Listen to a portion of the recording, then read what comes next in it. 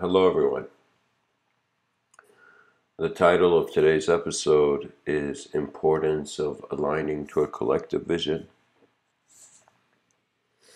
And I'm a bit nasally, but I have some interesting ideas I want to share. And so the title of today's episode is Importance of Aligning to a Collective Vision.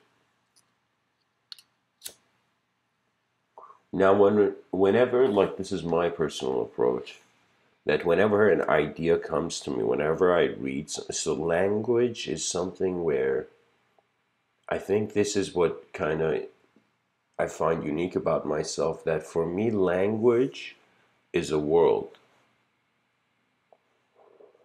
And so when I, for example, read statements or hear people speak, for me, their communication is animating a sort of validity of my own self-truth within all that I see. I don't know how to say it. In life, we come to moments where we cough.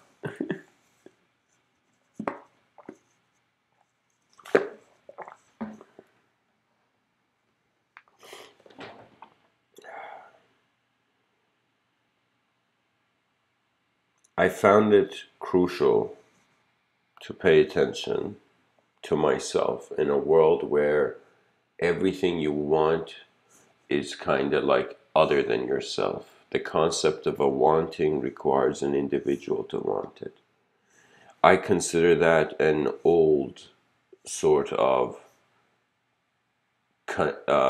conditioned mind kind of programming.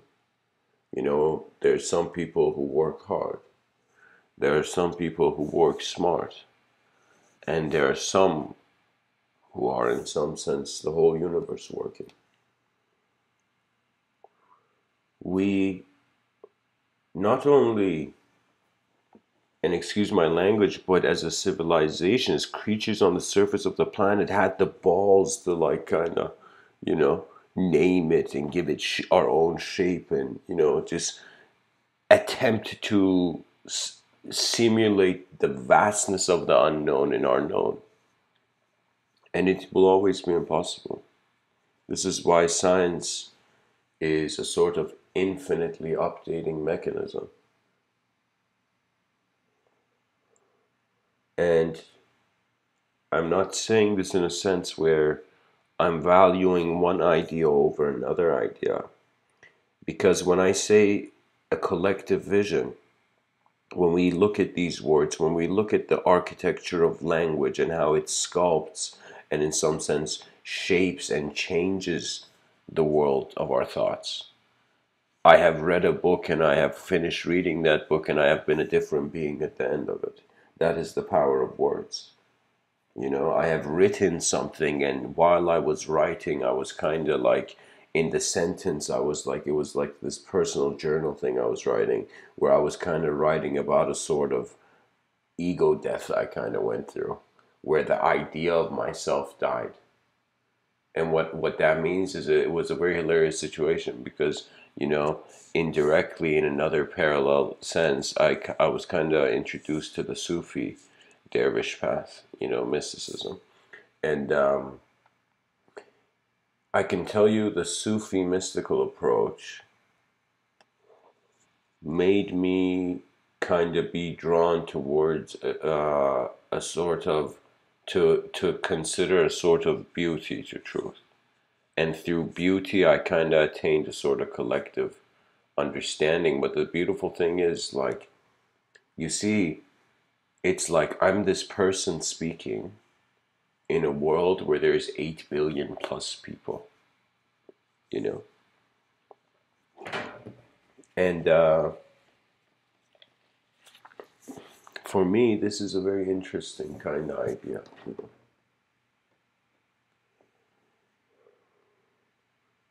Because I wonder what has made my voice unique. And when I have wondered about this concept, I have realized it is a labyrinth. It it is a labyrinth of abstraction poured into, a sort of, self-shaping kind of vacuum basket of subtle thought. So kind of what I'm suggesting is that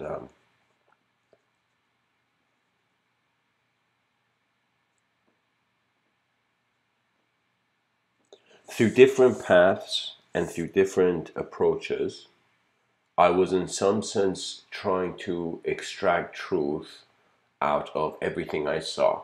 So I had my sensory perception and I started extracting truth. I wondered, okay, what is it? What is my sight? What is my, sense of hearing, tasting, smelling, feeling, existing, being? What does it mean to be alive? I kind of wondered this as a physical being. And I became a sort of instant, not instant, but it was as if like that's when I was trying to practice my coordination. But when I became, guys, listen to what I'm saying here because it's very important if you follow my talks and kind of like this path up the mountain that I'm taking.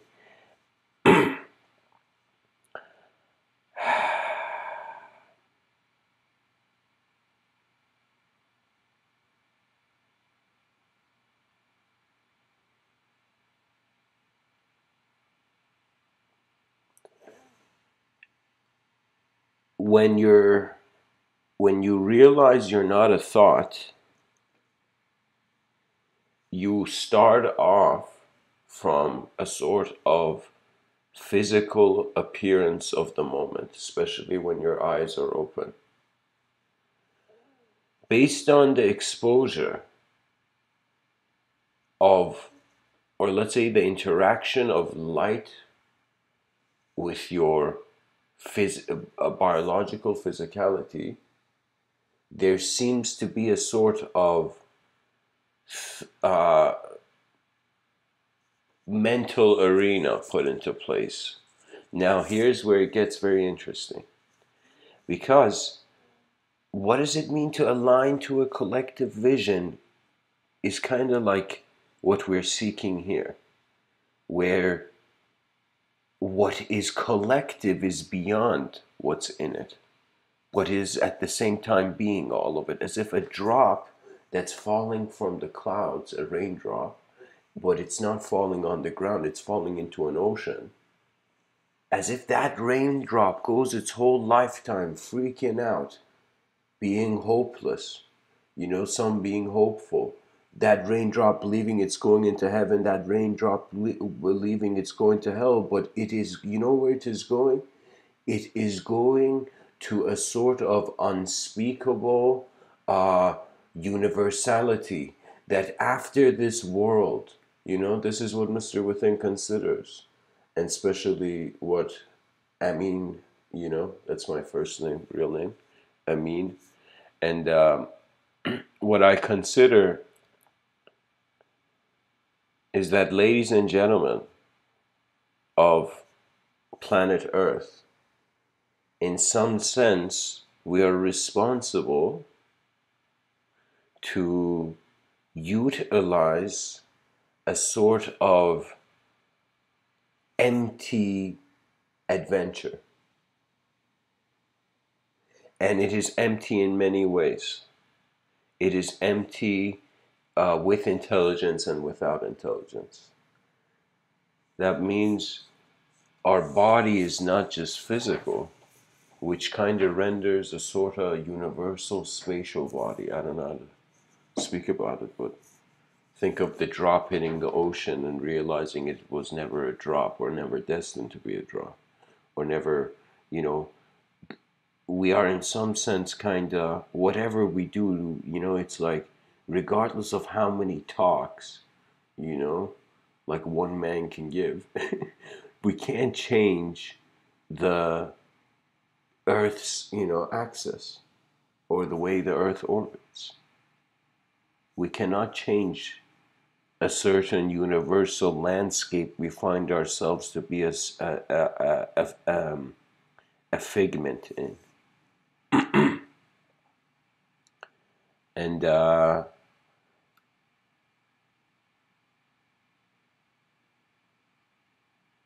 we will be called towards a sort of forced, urgent self-awareness of the collective.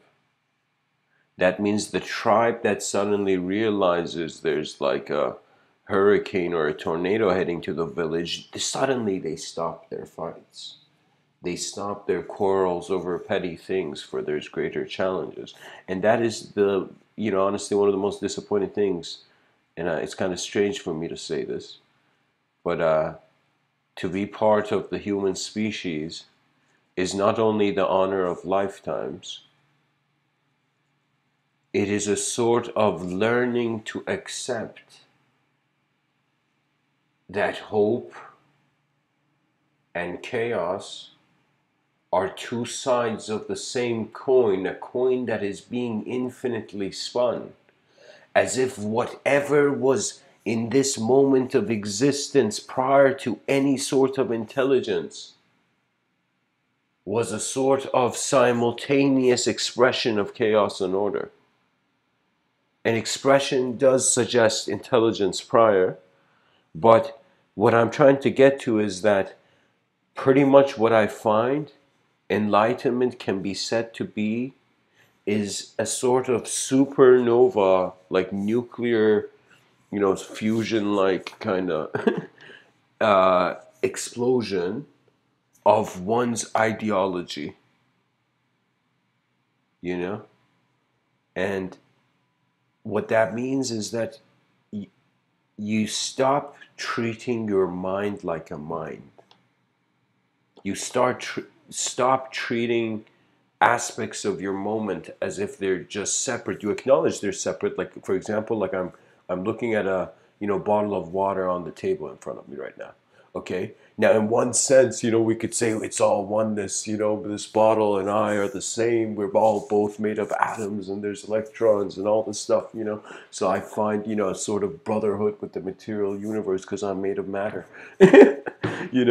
So like I could totally go into this sort of like storification of an innate unity, but eventually it is an innate unity, and what is innate is instantaneous in some sense.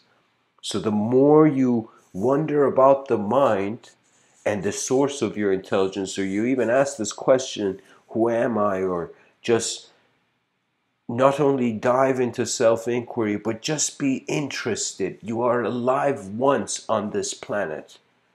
Don't you want to know what is the depth and the edges of the sky of your mind, of the sky of your intelligence? And when I say sky, you cannot find the sky's edge, regardless of how strong the spear is thrown. From mankind's effort to overcome the war of forces, because it means something to us to keep our species alive. Even though to the whole universe we are just atomic expression, But there is something. There is something beyond the material, and it startled me. Like, honestly, it startled me because it was being made to be something taboo. You see, that's the secret to spirituality. It's like a drug for your mind. Once you seek it, you want to know more and more, and you go into this sort of mode where you're wondering, what is your real self? And that's a beautiful moment. Because as long as you're asking it, you'll never find it. And you kind of realize, like, oh my God, as long as I'm looking for something that it's not real to me, that's already present here. For me, it's like, I think I kind of like indirectly solved the issue of, karmic cycles and all that, reincarnation. I think I kind of indirectly solved it.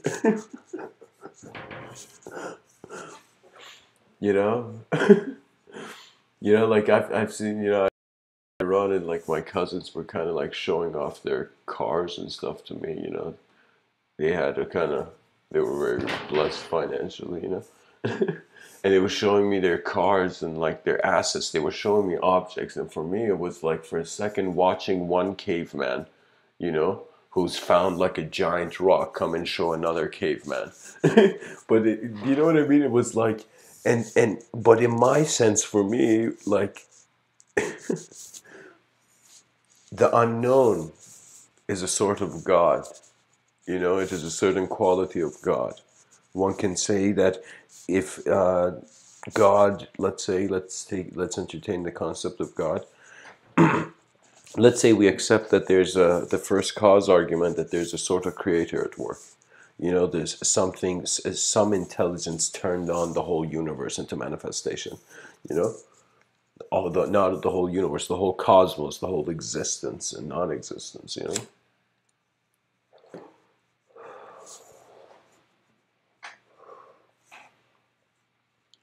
we will find that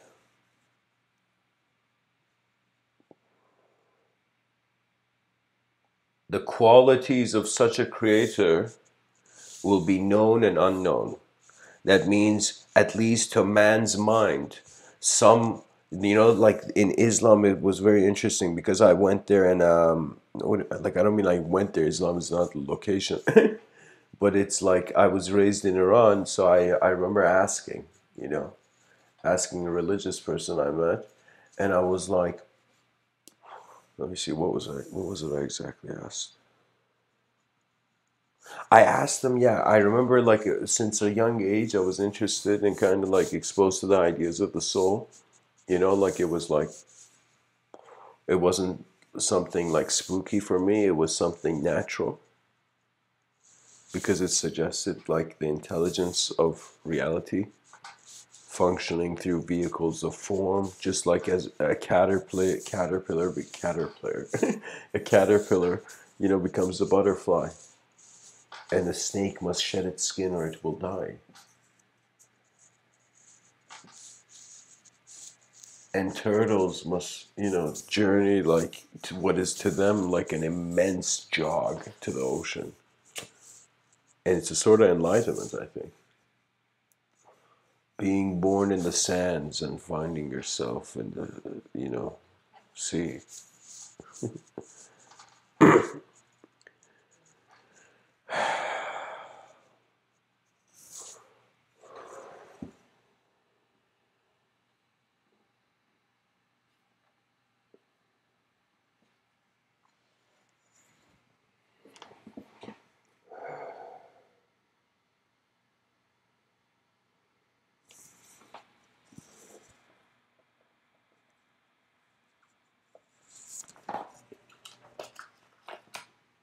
Much can be said, but how much of it is needed?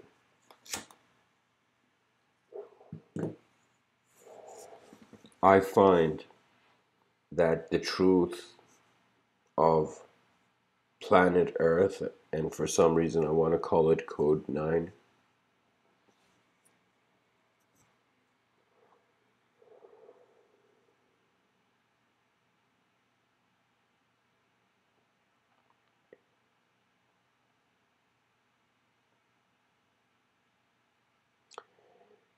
it is a mystery, I will say it like this, to not anger the mainstream mentality. But my honest opinion is that we exist in two simultaneous dimensions at once. One of them is physical, one of them is attributeless. It is in some sense the opposite. That is why it comes across as the unknown to the known. And so the known stabilizes itself, the known aspect of our intelligence space, it stabilizes itself through particles and a sort of individuality, a sort of singularity, as if a part of our nature just is drawing towards a sort of unification at a singular point. You know, we are being drawn by nature into the center of existence, into the center of creation. And so at the same time,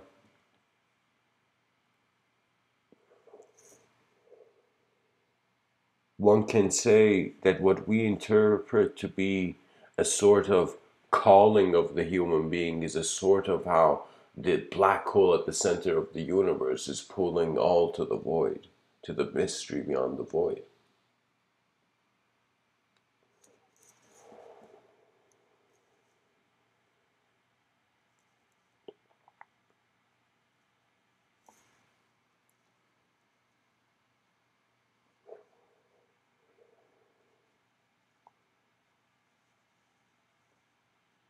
Nature moves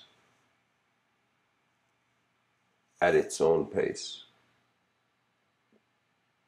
and it is drawn by various forces. The known through individual means, the unknown through collective means. And as a mystic and as a human being who has, in some sense, swam in the waters of a sort of non dual presence, I want to share with you this, that we are stories of one mind, which is one moment, which is one world. We are a figment of an imagination of the universe. And the universe is as intelligent in some sense as we are. Because we are not a candle lit in a dark room that's just alive for a little while.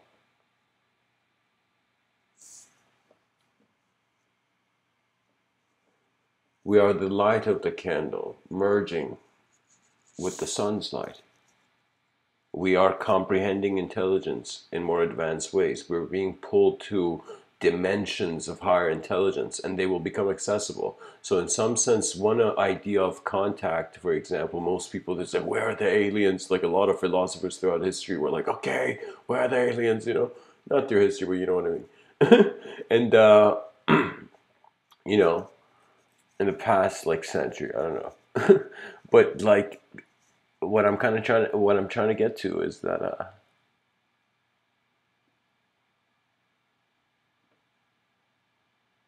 sometimes life, regardless of how much you analyze it, you try to find the right solution, it is a melody happening that more than requires you to find one solution, requires you to be able to ride with it.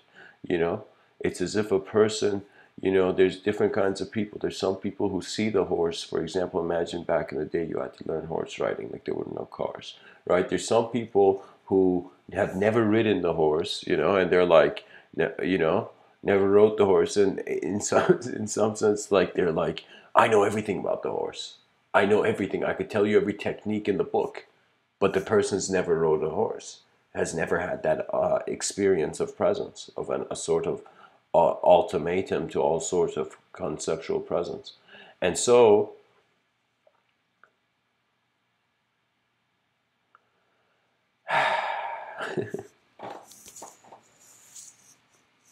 so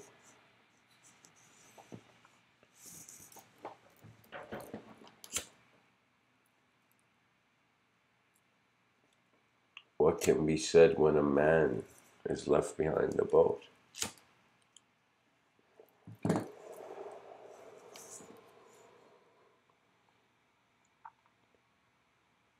It's very interesting. Sometimes when I give these talks, like if I could kind of give some sort of commentary on what's happening, like what I observe as a sort of attributeless consciousness of the different attributes of my mind occurring, you know, what I find that happens behind my eyes when I speak is that thoughts get a certain speed. Eventually, they get a certain speed where at first it's like I'm kind of like uh, extracting, and then I kind of become the rhythm. And when you become the rhythm, you follow the rhythm through a sort of specific abidance to a sort of texture of the moment.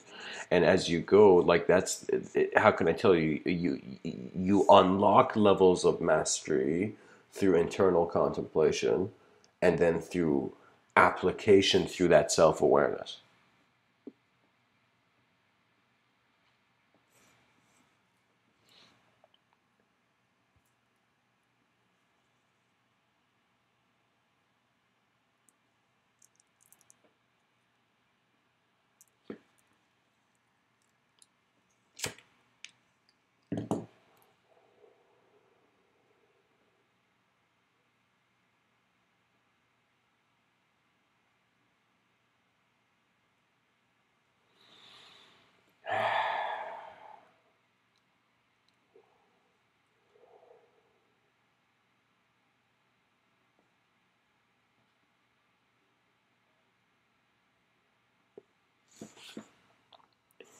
All right, sorry about that, guys. I had to check something.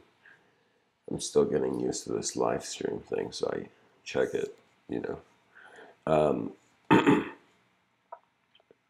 Anyways, the whole idea of the horse thing is some guy hasn't ridden the horse, you know, he thinks he knows all about the horse. There's some guy who he's trying.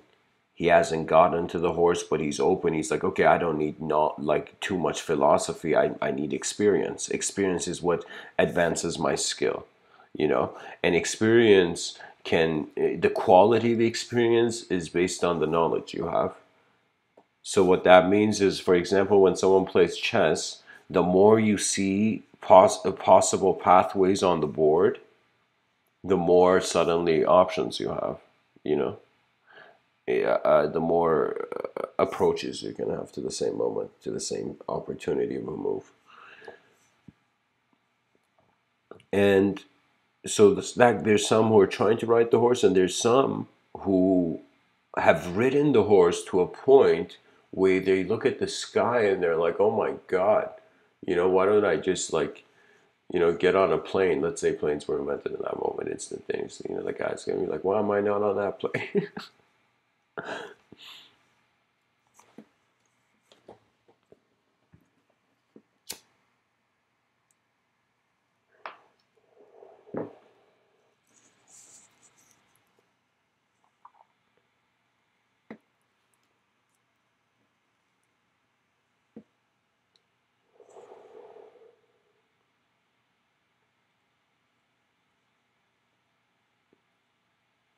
The most important factor is to at least take away this from this talk, that you as a human being require to have incredible concentration and attention to how your moment of being is being. As you observe and kind of watch how it's being, you tap into sort of a natural way it's being. An unnatural way is still trying to find a sort of invisible treasure. You won't have contentment. You cannot enter paradise, you know, with shoes you're not content with.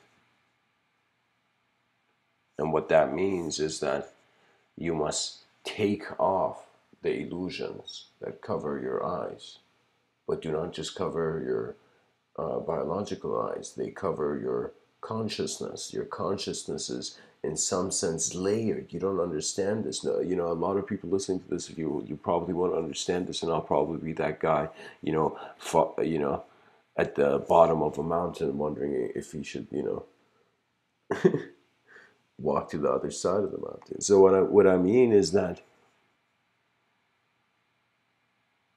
what is the value? What is the value of life? What is it?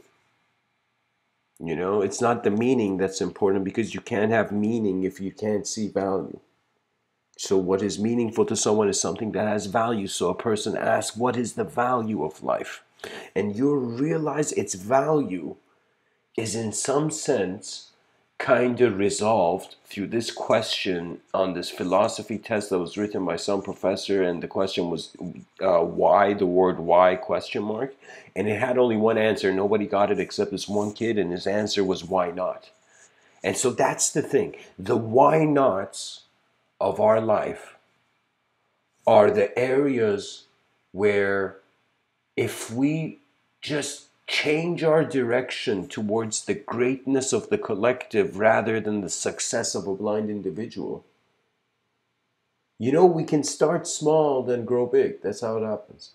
We gotta have different, like, generations of kids growing up not thinking, oh my God, life is terrible, I got anxiety, depression. Like, every single living being that's even able, you know, considered part of the human species, you can contribute to your species in some way. All you require is a sincere effort, a sort of kind of looking at the world, and based on who you are watching it and not hating it. You know, I can't believe people are violent and they hate so openly. You know, I can't believe after all these billions of years of advanced technologies, we still resolve to violence. I don't know what it's keeping alive in our civilization. Because if the argument is like, oh man, you can't have a utopia, that'd be boring, you know? Like, I understand that, but the thing is, we take the chaos from a physical realm to first the digital realm, then to a conceptual realm, and then to the void. We have to slowly eject unnecessary, inefficient methods in the system. And one has to ask, how do you know the system? And this is why we have to abide by nature. So this is my kind of view. I'm like, holy shit, 8 billion people. Okay, if there was one sort of like way we could kind of like direct all these billions of people, you know, and each of them are living a lifetime, a unique lifetime in a unique location. So what is the best thing that could be said? If one thing could be said to all human beings, it would be, abide by your natural self. There is a sort of perfection before you find it. That's the ultimate perfection. It is instantaneously there, you know, because an instantaneous search is an instantaneous result. What that means is the person who thinks enlightenment is going to take him years, that person's probably going to take him years because he wants it to be that way, because that's the only way it's real to him. But there's some people who are like these guys, like you read them about in these ancient history books, you know, this kind of yogi back in the day, he just went up to this enlightened being with his enlightened tribe, you know, like to this enlightened tribe, and he kind of went up to them and said,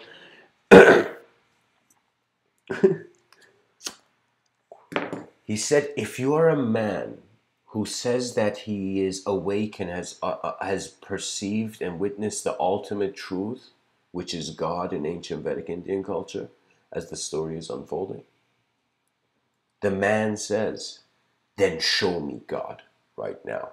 Show me. If you are a man of the ultimate truth, show me the ultimate truth. And it is not a strange request, and it is perhaps with a savage tone, but it is not a savage question. It's the most honest question. And so this enlightened guru looks at this man. He looks at this man who's just asked him, this kid, you know, this kid came and asked him, he's like, yo, what's truth? You know?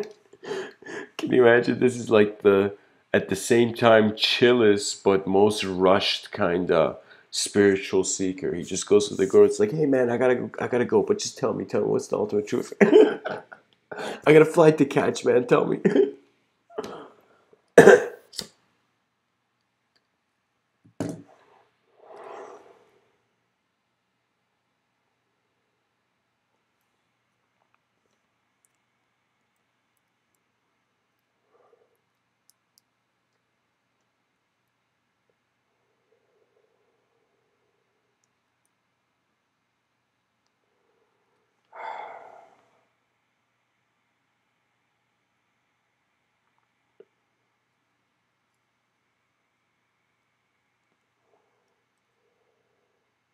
The guru says the truth is not something that can be shown, because if it is shown, it is still your sensory perceptions. That it means it is no truth. It is a fancy illusion. As if these ancient mystics, they didn't trust their sensory perception. Oh my God, like just wondering, just thinking about that concept makes me wonder, then who was doing the search? That means they were acknowledging something beyond the sensory self. And when I say a sensory self, it is that idea of your physical self oriented based on the information of your senses, which at the same time has a sort of subjective existence on its own based on the idea you have of yourself. Do you see? You're a very sophisticated creature. And so this creature eventually would kind of like, you know, play around with its individual intelligence until it realizes a greater intelligence. And this greater intelligence, it is not an idea. The moment too much ideology comes in, like fixed ideology that's like, I'm never changing this idea, that's like, I think that goes into cultish behavior, you know? And you know, we have to be considerate, be human beings. We all have our own paths and dreams. We gaze at the moon, adoring her beauty, not realizing the light of the sun.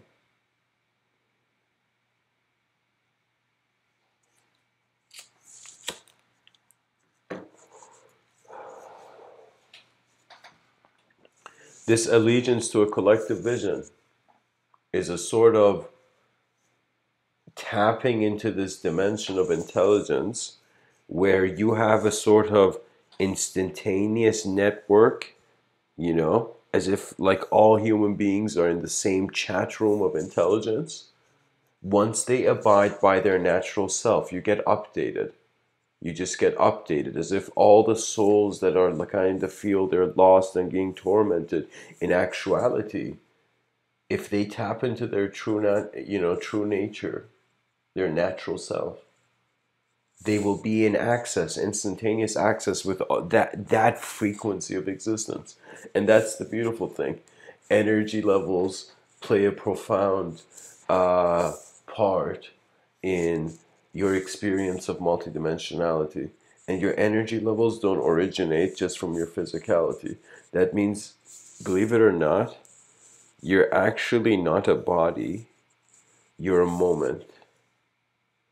And many people have tried to find the edge of their moment, and they have realized it is either it goes towards infinity and eternity, or it goes towards the temporary and the void and the empty.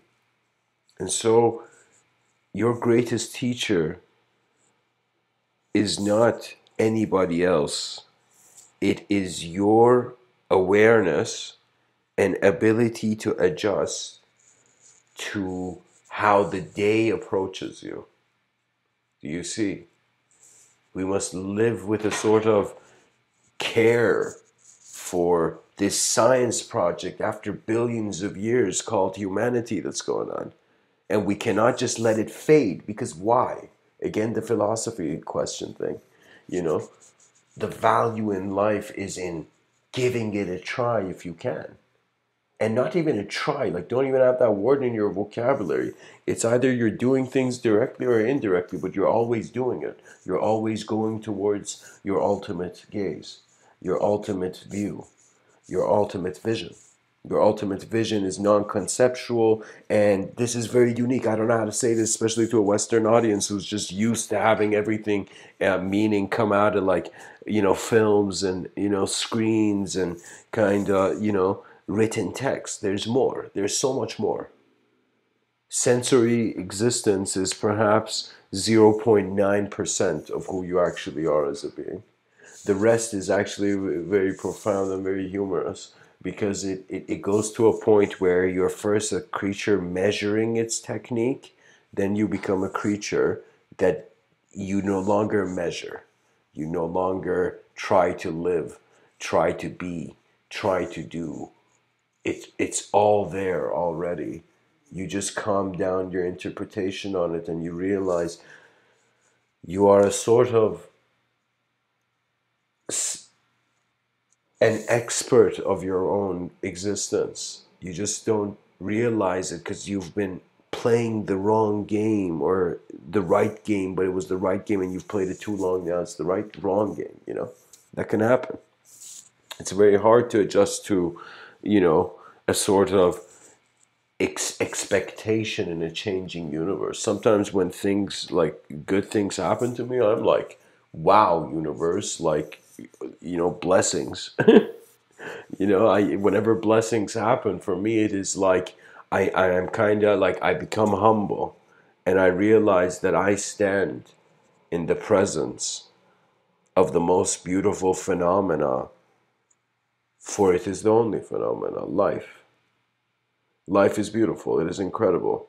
And we can adjust it, maneuver it. We can, go we can walk in the shadowy parts of society and culture, and we can walk in the bright side. But we have to realize we need this overall compassion and a sort of network of help. This is what I think this planet needs, to establish a sort of side project of every human being kind of network of helping. And this help is not just physical help. It is helping a system that can self-help, that can cultivate itself. Because let me tell you, Not only is overpopulation a problem, people's self-worth, with this embarrassment of a sort of culture and society we have, has been reduced into a pulp by their own hands. People feel judged by standards of perfection in society, and so they suddenly feel imperfect. The moment they feel imperfect, they have allowed imperfection to occur. The moment they have allowed imperfection to occur, they are going to want hope. And hope, to be honest, it requires to come from within, because you got to pull your own weight. But at the same time, you can't wait too long. And that's why there's some people who are like, okay, whoever you are listening, what is wisdom? What is vision? Why are these ideas here? Why are these concepts here? And they are here because they, in some sense, were the bridge between the physical behaviors of man towards a sort of non-physical dimension.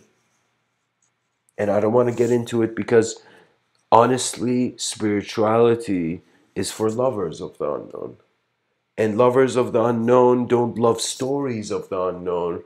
They just acknowledge how the proof of their divinity is existence. What greater miracle can you need? You are here as a being. You're being. Regardless of how the world behaves, regardless if this is your first day or last day.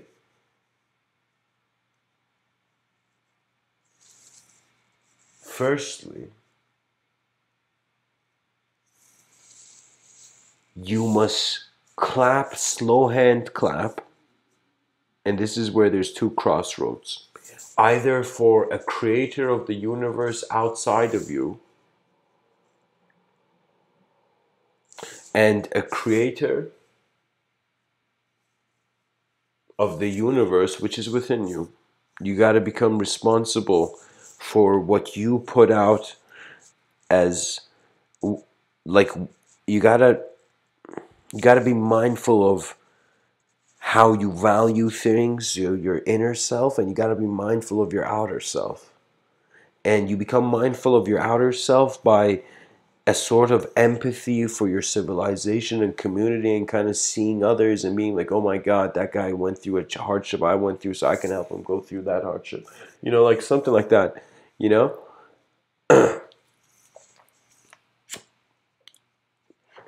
through a sort of parallel dimension where no resistance can come to this command because it is a new dimension. We simulate a better humanity inside our current humanity,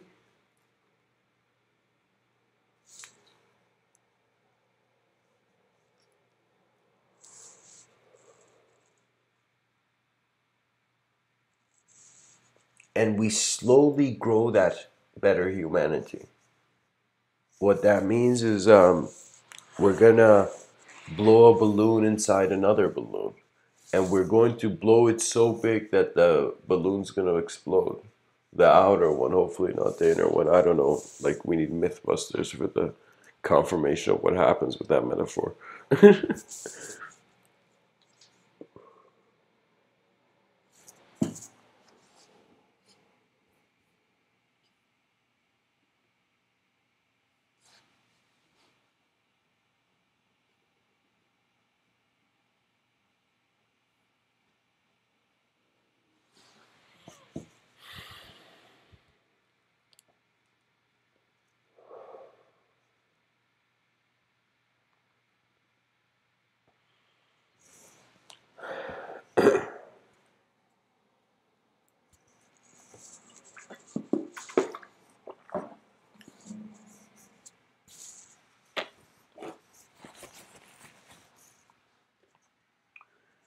Guys, I want to get into some sort of kind of freestyle vibe.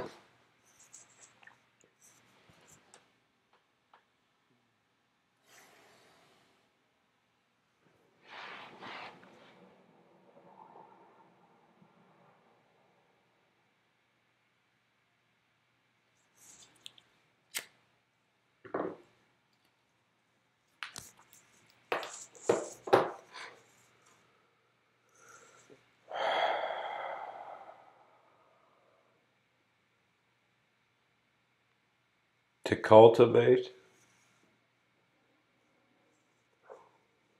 mastery requires a sort of collective responsibility becoming real to you.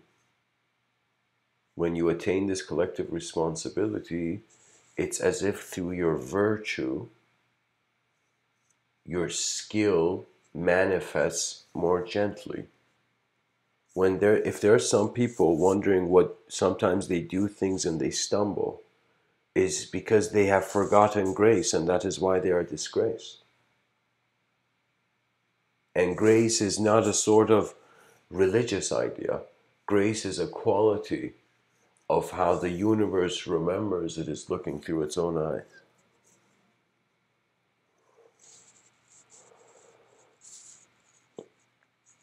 Our species must align to a collective vision. It must extract out this collective vision through efficient decisions. It's going to have many casualties. That means many people are going to just exist to try to change, the sails on this boat that is slowly moving through history called humanity. And so every nudge matters, you know.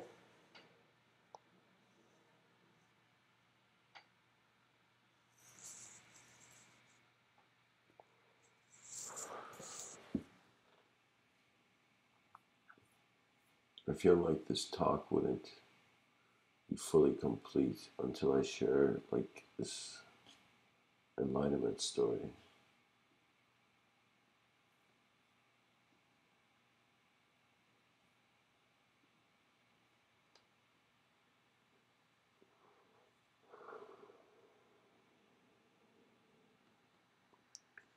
This man hears that there is an enlightened sage back in the day. This is a Vedic story, ancient as it is considered. This man goes to this enlightened man who's meditating on a hill, and it is during dawn at 4 a.m. This man goes to this sage. He goes to this sage and he says, I want to know truth. I want to know the ultimate.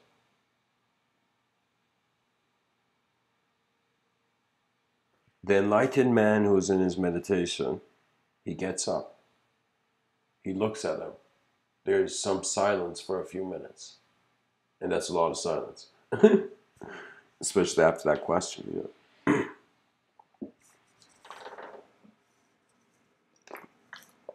And then an unexpected answer arrives. The man is told by this enlightened guy, the enlightened man says, all right, you want to know that I'll tell you the truth, but first you got to take, like, the guy actually goes based on his intuition, the enlightened man. I should have probably displayed it. Okay, here, let's say the story's like this. The guy comes and asks the enlightened man,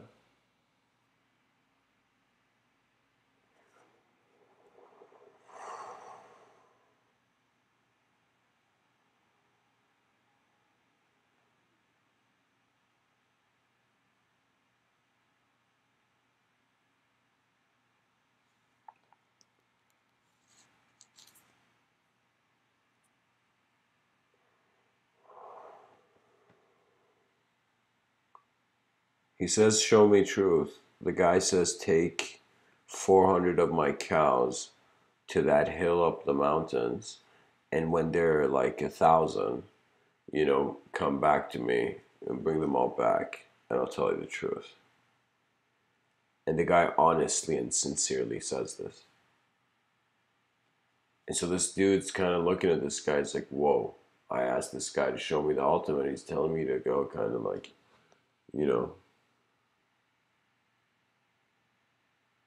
get him more cows. At the same time, he wonders, why would this guy trust this random person, with all his cows? So there must be some truth to it. So the guy listens. He goes to the mountains with all the cows somehow. I don't know.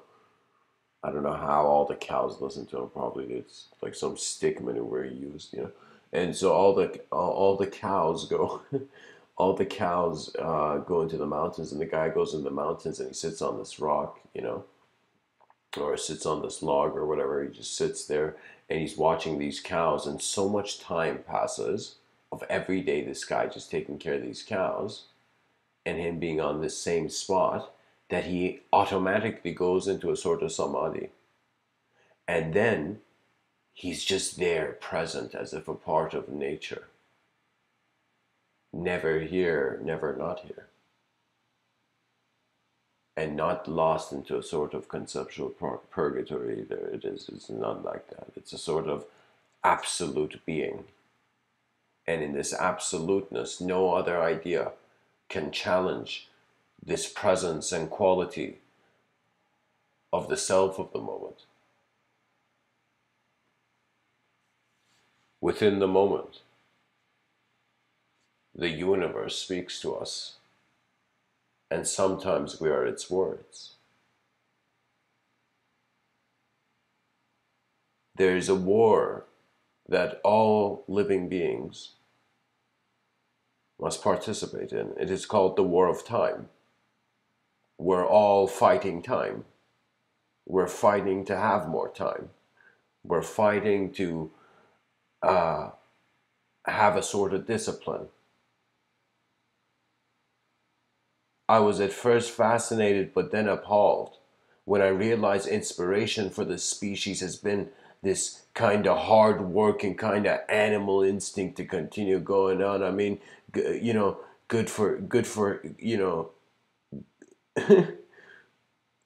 you can choose to generate power through rage. But you will be a fool if there was a better way.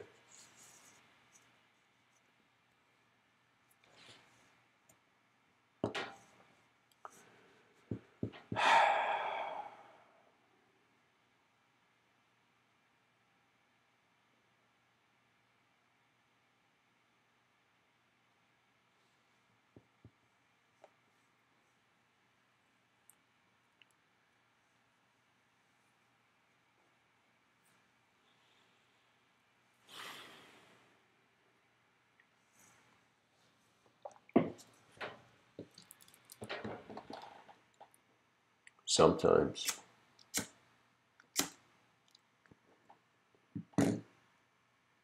we are so busy trying to be right that we forget we are moving with an unnatural sort of speed. And so this unnatural speed will force the being to isolate their attention into an ego, as if like if you're suddenly find yourself in a highway where you're going at a really fast speed, you got to be very mindful of your foot on the gas pedal and how every millimeter can have an influence if it's a good car. You must be wise in many ways, and you must be enlightened by realizing what is the point when every degree of perception of the circle comes to that point. I like the style of some ancient poets who left behind some mystical hymns. One of them is Rumi, and he says, "You are the universe in ecstatic motion." You know?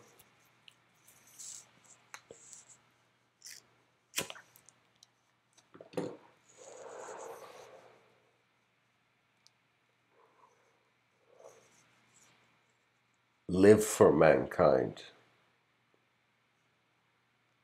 For the only 3 words will make me the most privileged being among humanity. If I hear the children of the future generations have this mantra, and the mantra is, rise, mankind, rise. Rise beyond your beliefs. rise beyond your limits, your limitations,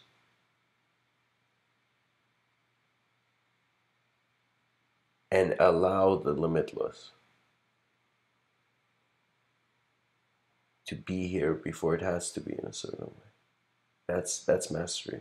That's the alignment with the collective vision. A sort of ultra instinct of a sort of, as if you, it's very fascinating. It's as if you have tapped into a sort of present being where you're not your ideological self, you're not your emotional self, you're detached from your emotions, from your thoughts, like you have identified yourself through a sort of inner witnessing and contemplation that you're not your thoughts and your emotions.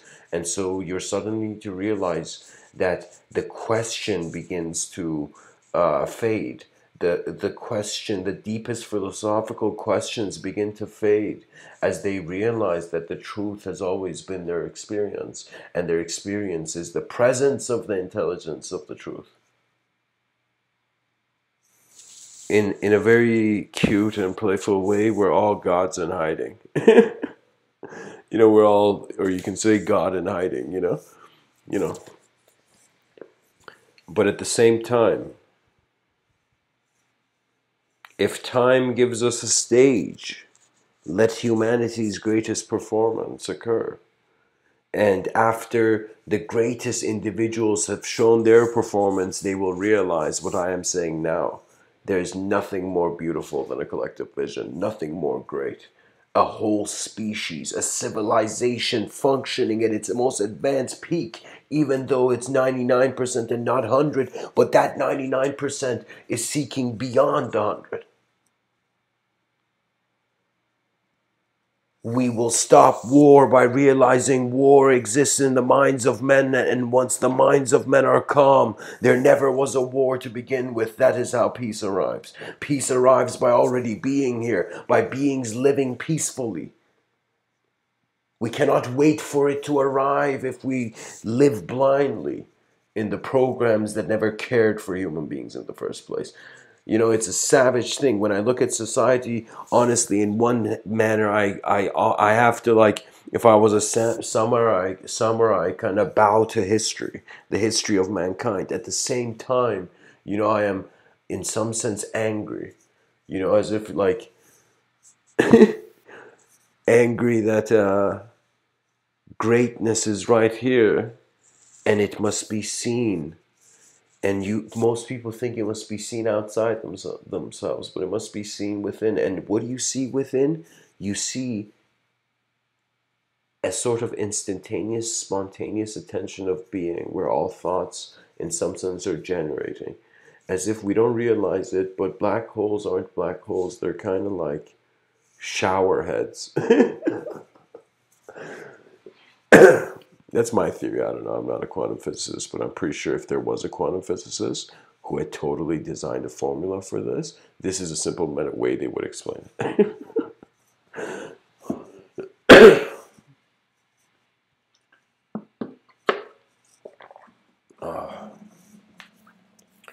And honestly, it's not a one-man job. It's a 8 billion people job. Humanity's advancement in efficiency and greatness. And we must honor, we must first, reconfigure our values. What do we value? And this is very sad and savage, what I'm going to say, because I disagree conceptually and through a sort of philosophical gaze, a philosophical approach. I reject both the philosophy of science and the philosophy of religion. And I don't reject them because, like, I'm like, they're wrong. I don't utilize them in some sense when there is a new thought stream awakened in my mind. And it's very beautiful. Because the mind is like a field. And so once the seeds are planted in, you realize new designs will, in some sense, invite new worlds, and new worlds or your own discovery into your greater self. There's nothing to fear. There's nothing to fear. Legit, like atoms are 99.9% like empty space. There's nothing to fear.